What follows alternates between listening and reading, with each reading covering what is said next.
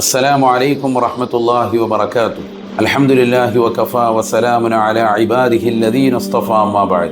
പ്രിയമുള്ള സത്യവിശ്വാസികളെ, സഹോദരങ്ങളെ, വിശുദ്ധമായ റമദാനിലെ വളരെ ശ്രദ്ധേയമായ അതിൻ്റെ മധ്യാഹ്നത്തിലേക്ക് കടന്നിരിക്കുകയാണ്. പാപമോചനത്തിൻ്റെ ദിനരാത്രങ്ങളാണ് ഇനി നമുക്കുള്ളത്.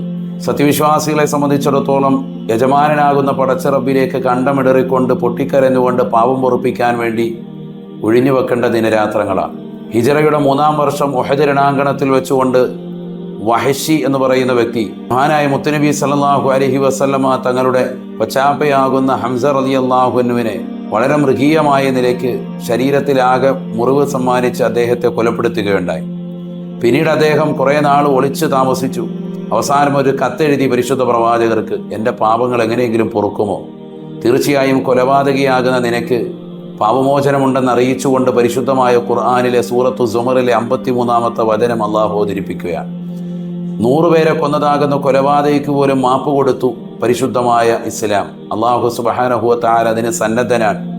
അവന് കാത്തിരിക്കുകയാണ്. തൻ്റെ അടിമ തന്നിലേക്ക് പാപമോചനങ്ങൾ മുഴുവനും നേടാൻ വേണ്ടി കരുണ യാചിച്ചുകൊണ്ട് നിലകൊള്ളുന്ന ഏതൊരു സത്യവിശ്വാസിക്കും കരുണ ചൊരിയുവാനും പാപം പൊറുക്കുവാനും അള്ളാഹു സന്നദ്ധനാണ്. ആകയാൽ തീർച്ചയായിട്ടും ഈ ദിവസങ്ങളെയും ഈ മാസങ്ങളെയും ഗൗനിക്കുക. നാഥനായ റബ്ബ് നമുക്കെല്ലാവർക്കും അനുഗ്രഹം ചൊരിയട്ടെ.